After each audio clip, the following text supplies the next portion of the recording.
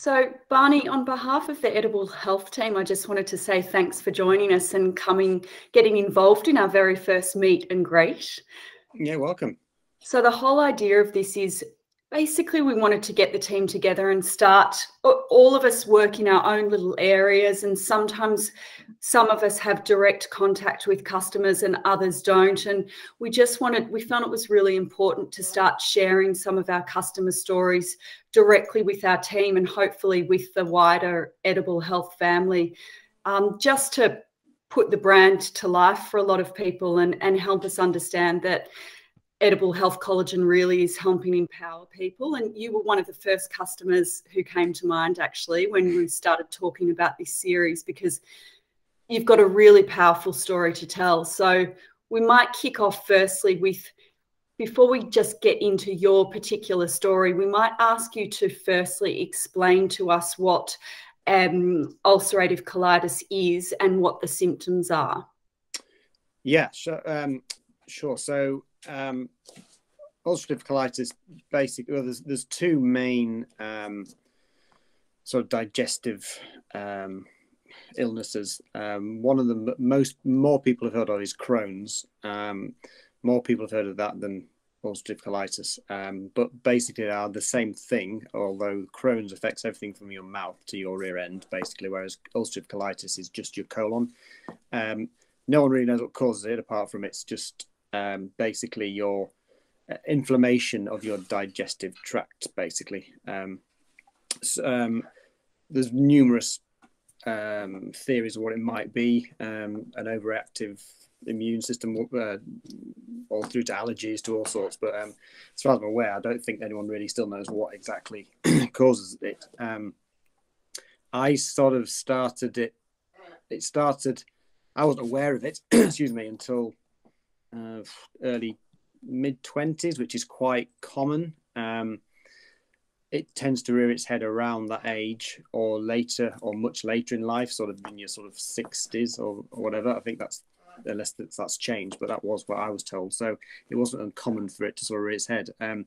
I didn't suffer. There wasn't anything obvious when I was a child that, there was nothing.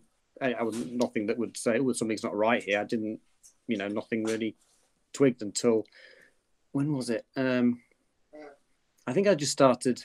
Well, I used to bite my nails really badly. Thankfully, I don't anymore. But I used to bite my nails and I used to get these griping pains in my stomach. Not always. I say maybe 3 or 4 times a week. My mum would always say, "Well, keep your fingers out your mouth. That's why you've got, that's why you're biting your nails all the time. You're picking up all sorts of bugs." It could well have been that, but now I look back and think, oh, maybe it was that. But just like griping pain, just where I'd just be fine, and I'd just be like, oh, just like really sort of stop you in your tracks and be like, well, just for 5-10 seconds, then be like, oof, and then carry on again, and then it would be fine. So I had a little bit of that as a child, but then nothing. I kind of got used to it, I guess. I just thought it's because I bite my nails. I should stop biting my nails. And then it seemed to, very quickly. I think I was about 20. I'm not sure what age I was. Early 20s, mid 20s, and it kind of got more. It kind of started occurring more often, and the pain. And then I was like, oh God, it's probably what. And I did actually stop biting my nails, probably because I thought this is getting worse. I really just stopped biting my nails, although it probably wasn't that. But then it got to the point where he'd go to the loo, and he'd look in the bowl and there'd be like a little bit of blood, and you'd be like, But being sort of early 20s, you're just like young and a bit like, yeah, we'll be fine, whatever. And didn't do anything about it. But then it didn't go away. So I was like, And then, of course, the first thing you think is, oh, God, if I go, what do I say? Because if I go to the doctors, then I'm going to end up on a couch bent over. I'm like, I don't want to do that. So, of course, I was like, no, I'm not doing that. I'm not doing that. Put it off until it just didn't go away. And I thought, I'm going to have to sort of have this checked out. So that's kind of where they got checked out. I think it was diagnosed as piles initially. I don't know why in the end, but they if I remember, I think they prescribed me something for piles, hemorrhoids. Are they the same thing? They're the same thing, piles, hemorrhoids. I think they are, aren't they? anyway, I was prescribed medication for that. It didn't make any difference because obviously that's not what it was. And then eventually I got referred to a gastroenterologist at York Hospital. And they actually have a very good gastro department at York, one of the best in the country. So, which was fortunate. So anyway, yeah, they basically did some examinations and all the delightful cameras up and down and everywhere. And then they discovered that my colon was really quite badly ulcerated. So it's basically just ulcers in the inside of my colon. They wanted to determine whether it wasn't Crohn's, so they had to check down as well and make sure everything was all right from sort of my mouth down to my stomach, and that was all fine. So it was, and then there's a camera up, and they said it was literally just in my colon. So so yeah, so they basically just sort of put a medication. They started me off on a fairly basic medication. I can't remember what it was called now. Anyway, it didn't make any. Oh, it seemed to work to start with, but whether it was psychological or not, I don't know. But then they kind of upped the ante every time because it wasn't going away. I was still passing blood. My stools were just sort of basically watery, like water. And so I started to lose weight. I mean, I'm not exactly don't have a lot of fat on me anyway, so it was quite noticeable. And then yeah, the blood still passing blood. And I kept going in for cameras, and I looked like it's, it's very angry up there. So they upped me onto steroids, but obviously that doesn't treat the cause; it just treats the symptoms. So that was kind of a bit of a this will do for now whilst we try and figure out what else we can do with you. Then I ended up on immunosuppressants and all sorts of horrible things that messed up my white blood cell count and all sorts of stuff. But nothing really worked. I was still getting these crippling, really bad, and it was basically like having diarrhea 24/7. Basically, it's like when you need to go to the loo, it was like I need to, if I don't go to the loo, it's I'm doing it now because you can't stop it. So it was like that for I don't know how long this went on for, probably a couple of years maybe. So Barney, sorry to interrupt, but pain aside, I'm guessing your whole lifestyle must have been compromised, because if you need to get to a bathroom at the drop of a hat like that, you've got to make decisions every day about will I go out, will I drop the kids off to school, will I go to this cafe, will I go for a walk? Is that right? Yeah, totally. And because I was only my mid early 20s at the time, so pre children, I was still I still had a life before children. So I would go out, I had friends and go out and things, but people would say, oh, come and, because I've traveled and worked around the world, so I've got friends all over the world, and now it was literally just after doing all the traveling abroad. I didn't suffer when I was abroad. It was fine. It's when I came back and got back home that I thought the symptoms really started to kick in. So I was wanting to go and visit friends and things. So I'd have friends in Wales say, "Oh, come and see us for the weekend." I'd be like, "Oh yeah, great." Then I'd be like, "Oh God, I've got to go on a train. Then I've got to stay in someone's house." And when you've got the squits and you're staying, you don't want to be at someone else's house. But when it's like that all the time, it's like, okay, well, I'll stay in a hotel. No, we've got room.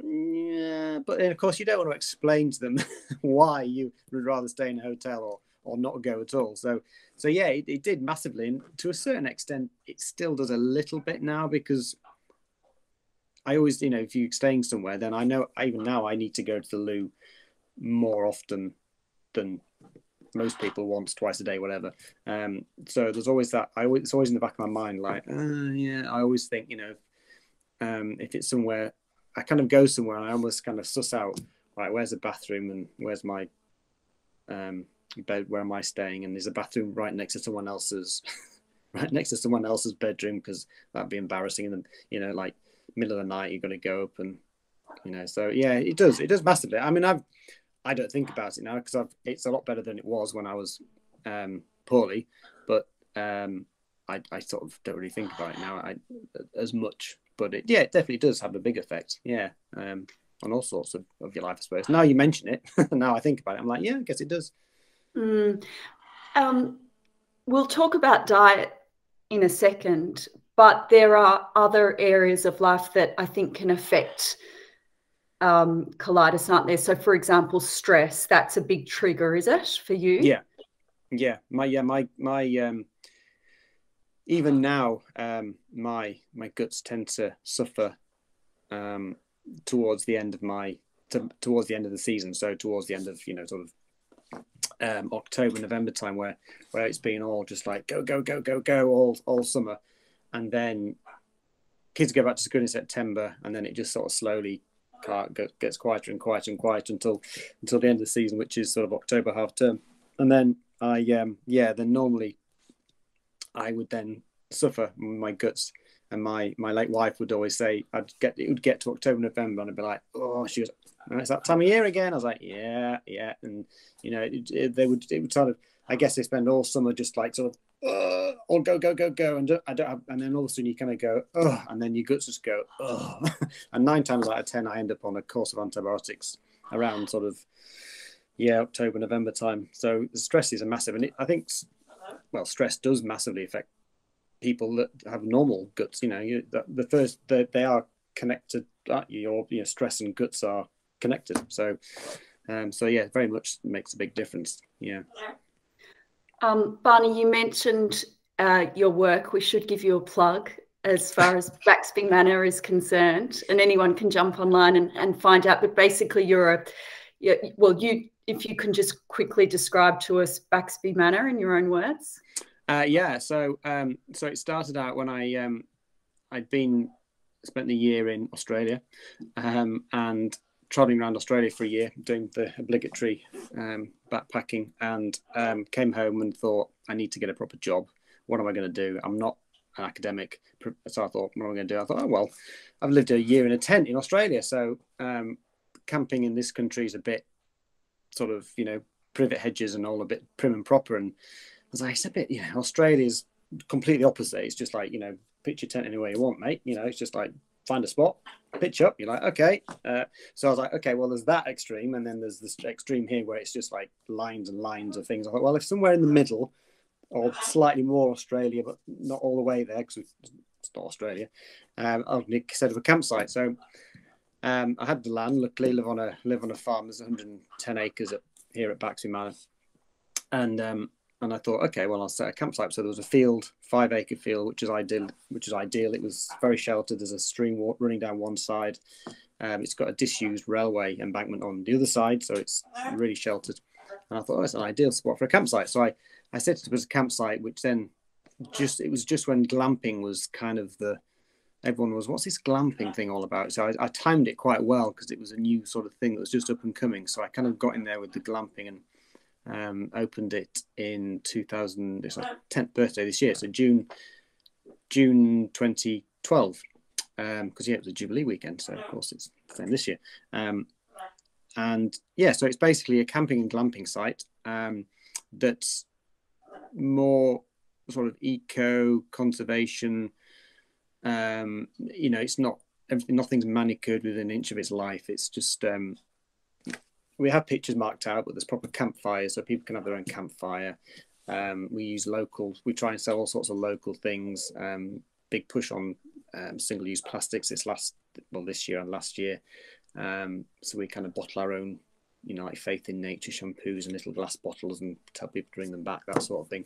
And glamping as well, some pods, some hobbit houses. And it's all very sort of family orientated, very quiet. We have a no music, no noise, and no music policy at all, unless it's headphones, just so it doesn't upset other people, because there's nothing worse than going to a campsite and then you've got someone next door with, you know, I don't know, whatever it might be, Westlife or Rage Against the Machine or whatever it might be that's not your taste in music, which I have had complaints about in the past. So yeah, it's just chilled out and back to nature. We make a big thing about habitats, nature, wildlife habitats. We've got loads of owls, hedgehogs, deer, foxes, badgers. We've got otters on camera this week. Actually, we caught 2 otters on a wildlife camera the other day. And then we've got a treehouse, which was a new addition in 2019, which sleeps 6, and that's a whole different league, really. That's that sleeps 6, and it's got everything from a hot tub on the veranda to all the mod cons, Alexas, and a secret slide with dens and TVs, and yeah. So and then I'm just in the process. I'm just about to submit a planning application for the conversion of the farm buildings, because there's Baxby Manor, which is the overall sort of farm estate, and then there's the manor house where I live, and then next to the manor house there's some farm buildings which have basically been redundant since my parents stopped farming 30 odd years ago. So they're kind of in various states of disrepair.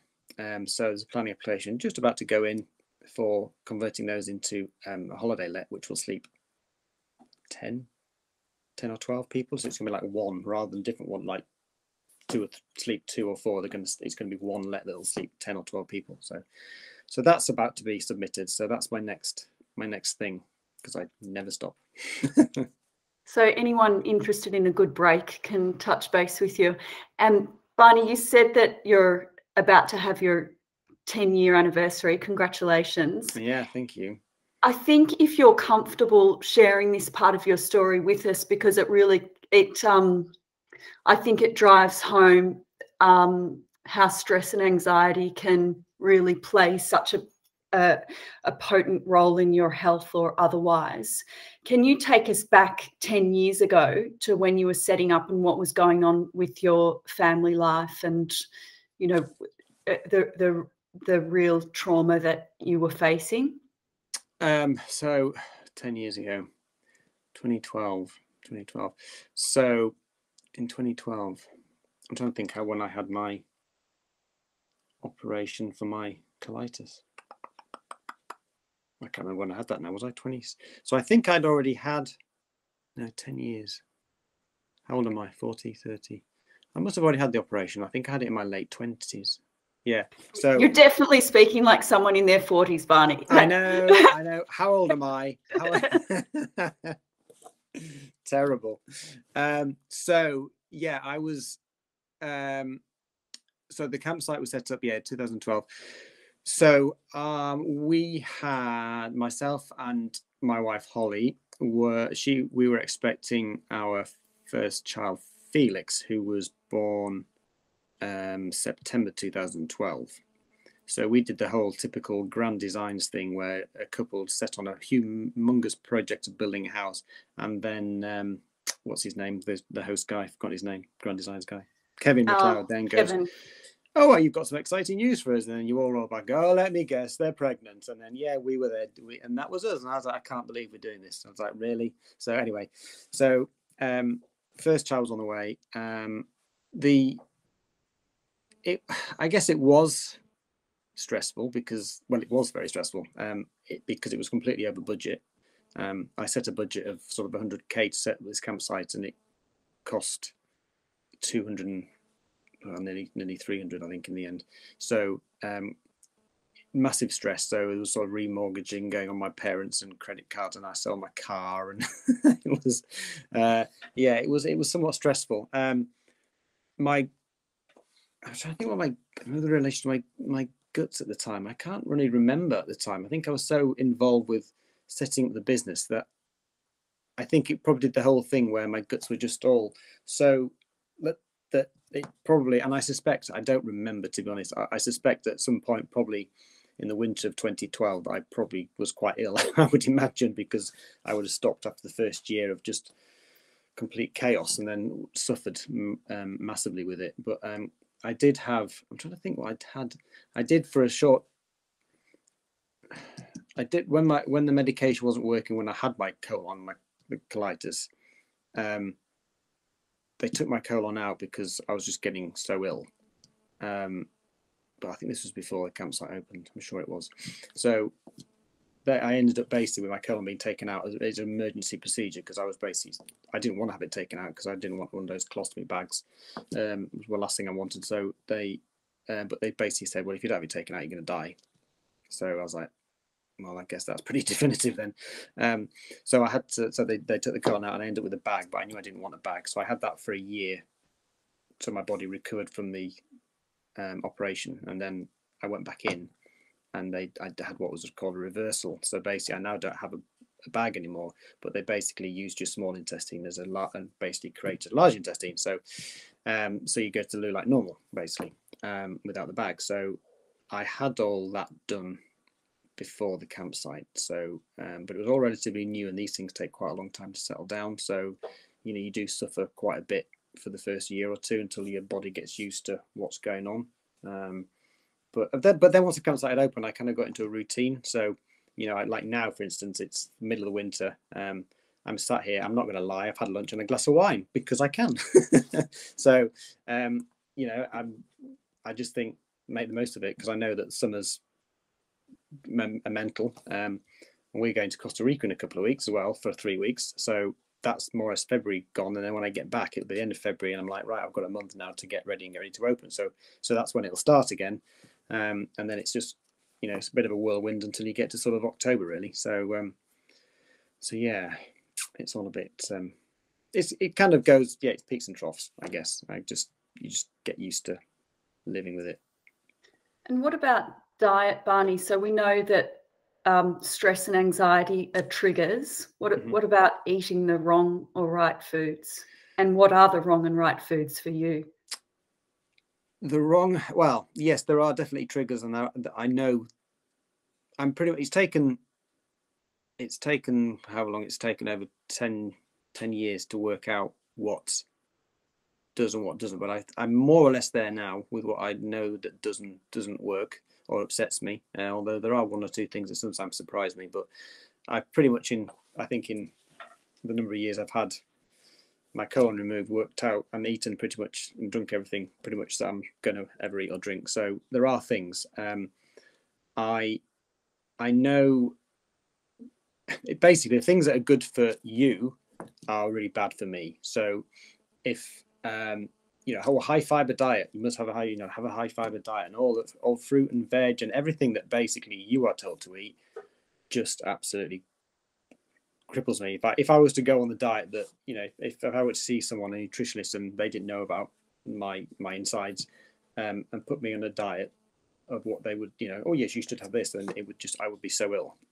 I can eat things. I like fruit and vegetables, and I like nuts and pulses. I like all that healthy stuff, and I can eat them, but only in moderation. I did a couple of years ago find out that things that are high in histamine are a massive trigger for my guts. So basically all the nice things: chocolate, red wine, tomatoes, cheese, hard cheese. The two things on the top of my list that absolutely do me in are Parmesan and yogurt, and they are both high in histamine. I think both are, yeah. Peppers as well, actually, they're not very good. But I can have things like spicy food. I'm fine with spicy food. Most people are surprised when I say I'm fine with spicy food, but I am. Red wine does not suit me. I love a nice glass of red wine, but I can have a glass and then that's it. If I don't, you know, or if I start having if I have a glass of wine every single night, I'm okay for the first 3 or 4 nights, and then after that, I'm like, okay, then so I can have a random glass of red wine, leave it for a few days, have another glass of red wine. But yeah, there's things, onions, all sorts of stuff. But I basically just, if we're going out for friends and they want to have a curry, which I love curries, I just generally know I'm going to suffer tonight and tomorrow for the next 48 hours, and I just deal with it and just don't plan to do anything the next day or go anywhere that's not far from the toilet. Which, in fairness, a lot of people do around curry nights. Yeah, around curry, yeah. Yeah. True. Barney, I know that you are a fan of Digestive Enzyme Collagen, and you were taking it before it had its name change. You've been taking it for quite some time. Can you tell us how you came across it, and why and or how it's helping you? Yeah, so I think it was during a particularly bad bout of flare up of my guts that just weren't happy at the time, and I often go on. I think I literally, on this case, when I found you guys, I'd literally just gone to Google and I just typed in digestive. I can't remember the exact phrase I typed in, but it was literally just a bit of a. I don't want to go on antibiotics. I don't want to go on any sort of immunosuppressant steroids or anything like that. If I can help it, I want to do something. You know, there are other ways out there that I can do this. So I literally just typed in. I'm trying to think what did I type in colitis? I can't remember. I can't remember the exact phrase, but it was. But I know you literally came. There was a number of things that I'd already tried in the past, which I knew didn't work. I knew things like turmeric were good, and obviously like probiotics. I'd been down that route before, so I know when I saw you guys, I looked at the ingredients and I thought, oh, okay, well, there's pretty much a bit or a lot of everything that I've tried in the past, but you know, I've tried taking, for instance, turmeric, whatever, but just turmeric. I've tried taking aloe vera juice, but just the juice, and the probiotics, I've had those, but just those.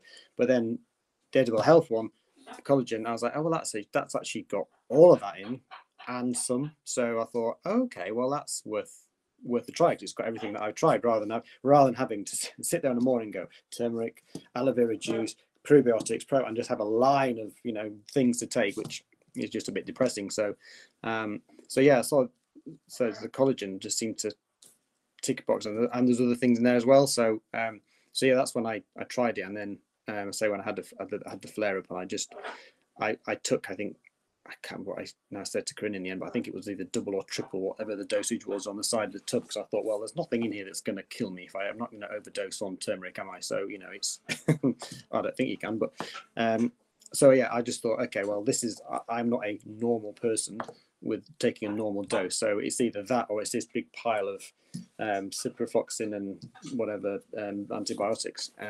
So I thought, right, well, I'll just do this and I'll just double the dosage up, and yeah, it seemed I didn't have to take the antibiotics, so I was pleasantly surprised, really. Yeah, well, very surprised, yeah. And so how do you take your collagen, your digestive enzyme collagen? I am hardcore. I dissolve it in water and I literally just neck it, which Corinne was just like, you are insane, really? But yeah, I do. I'm kind of, I know there's loads, I've looked at all the recipes online, I know there's other ways of doing it, but my problem is I'm always like kind of in a rush, and I just literally like, just get it done right, next, move on, and then I crack on. I'm not actually taking it at the moment. You probably shouldn't have said that on a recorded thing, but I'm not, because my guts are fine. So I'm actually just doing a bit of a test to see how my guts are. Obviously I've got some ready to go, but I'm just seeing at the moment how I get on without it. So I'm not taking anything at all at the moment, no supplements of any description. So just another little test that I'm doing. That's fantastic news. I was just going to ask, sorry, Barney, do you mind I'm wondering whether the collagen could actually be having a healing process for you, hence why you're not really needing to take it right now. How long have you been taking the digestive enzyme collagen for? That's a good question. Crikey, quite a long time now. I could probably tell you by looking back through my Amazon, because it was through Amazon. So when I ordered it through Amazon to start with. So, oh crikey, probably definitely a year. Probably closer to. Would it be closer to 2 years? Maybe 2 years. Yeah, probably. Barney, I remember you saying when we first met that it got to a point, obviously not now, but when you were taking it, it got to a point where you were actually taking it out with you, just as almost like your own emergency kit. Yeah, I did. Yeah, I would. Where did we go? We went on holiday somewhere, and I literally took the whole tub with me, because I thought, well, I'm going on holiday, so I'm probably going to drink more than I should anyway. So I'll take some with me. And I just had it as I figured, because if I didn't take it with me, I would go on holiday, I would eat food, different food, even just going to someone else's house and having a meal at someone else's house. Even if I go to my mum and dad's and my mum says, I'm doing a roast dinner, do you want to come over? I'm a bit like, and I know it's going to I know my guts are going to know it's different food, if that makes sense, because I just know they just grumble a bit more, and I'm like, So I just figured, well, if take some on holiday with me, because we were there, I think it was the Maldives, and I can't remember. We were for, I think, like 10 days, and I thought, well, if my guts were fine, and I just kind of take it as I would do at home, and maybe, just maybe, I wasn't going to not drink on holiday, and I was going to eat what I wanted, and and suffer the consequences. But I thought, well, maybe I've got the edible collagen with me, then if I keep at a maintaining dose, maybe I'll be okay. And as far as I remember, I was fine. Yeah, I didn't have that post-holiday bad guts that I would normally have had. So yeah, I think, like Jess was saying, it's probably a healing sort of thing possibly as well. And the fact that I'm not taking it now as well is, yeah, who knows? Could well be. I mean, I think we're delighted to hear that you're not taking it, which sounds ironic, but you're living proof that we're achieving what we've set out to achieve, which is to help empower people on their natural health journey. I mean, yeah, we've helped you through that, and you're now at a point where you possibly don't need us, and that's fantastic.